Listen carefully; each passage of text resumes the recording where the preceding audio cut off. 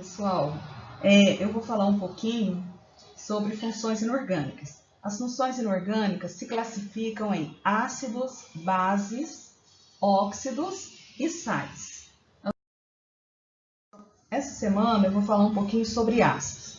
E aqui, lembrando que existem 3 conceitos diferentes para ácidos. Nós vamos tratar aqui somente de ácido de arrênios. E para arrênios, o que é ácidos? São substâncias que em solução aquosa sofrem ionização, liberando como cátions somente íons H+, ou H3O+. Né? O H3O+, é mais completo porque ele está levando em consideração a água, mas também pode representar como sendo H+, que é uma forma mais simplificada. Então aqui, olha, é uma equação de ionização para ácidos que contém apenas um hidrogênio ionizável. Então, no caso aqui, ele classifica-se em monoácidos. Então, aqui o exemplo do ácido clorídrico, né? Em solução aquosa, ele ioniza gerando íons H+ e íons Cl-. Esses íons H+ vai interferir no valor do pH. Para ácidos que contém 2 hidrogênios, então ele acontece em 2 etapas. Né? H2SO4, por exemplo, em água ele vai gerar H+, mais HSO4-. Na segunda etapa, esse HSO4- ioniza, gerando H+, mais o radical sulfato. Né? Então, ele tem 2 etapas por ele ter 2 hidrogênios, né, ionizáveis. E aqui a equação total, né, do ácido, quando ele ioniza, a equação global, libera 2H+ para a solução, mais o radical SO4.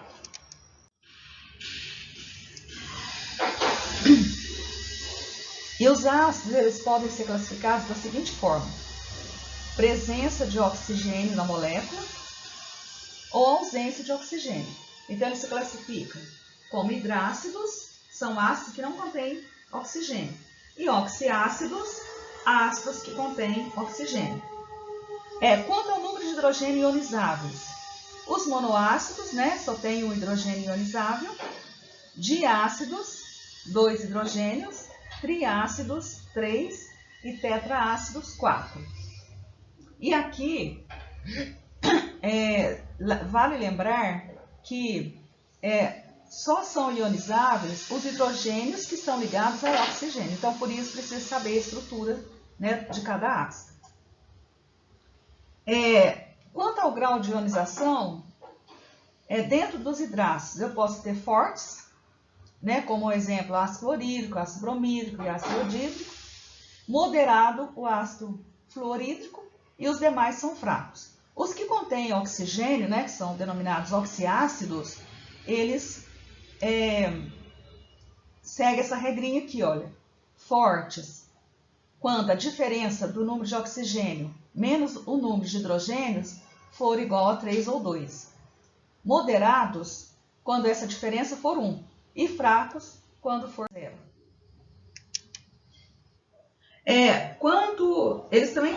Os ácidos também podem ser classificados quanto à volatilidade.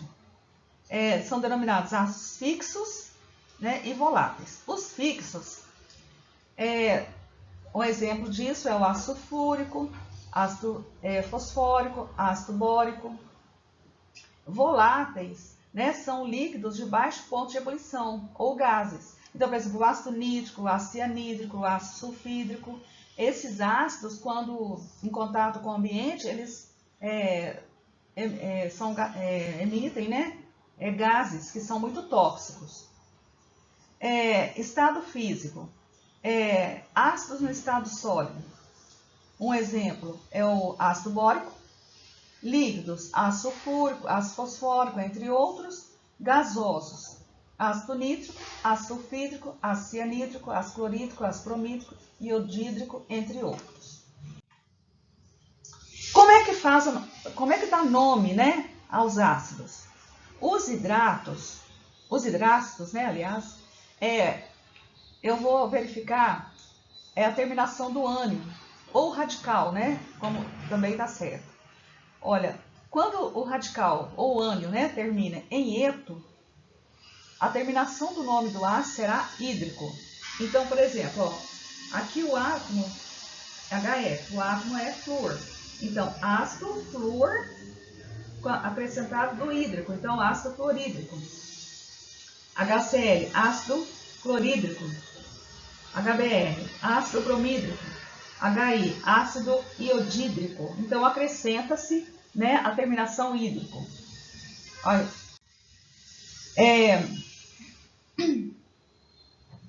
exemplos, aqui alguns exemplos, né, para vocês,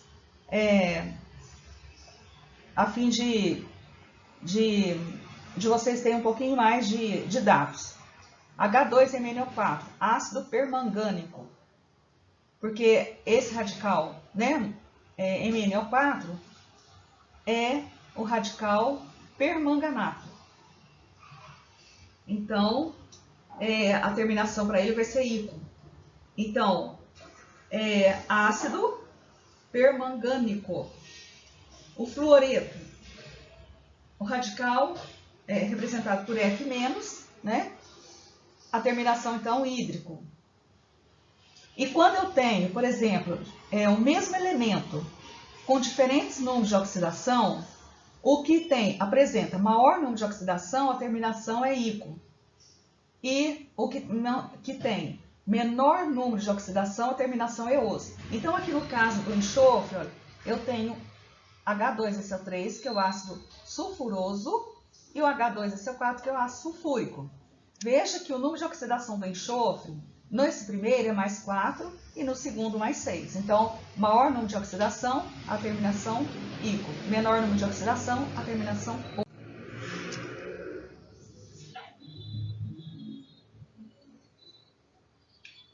Então, aqui, olha, para você fazer a montagem, para escrever o átomo certo, você precisa saber qual é a carga do radical ou do ânion, né? Então, por exemplo, PO4, ele é 3-. Sabendo-se que o hidrogênio é mais 1, então, para zerar aqui as cargas, eu preciso de 3 hidrogênios para 1 radical fosfato.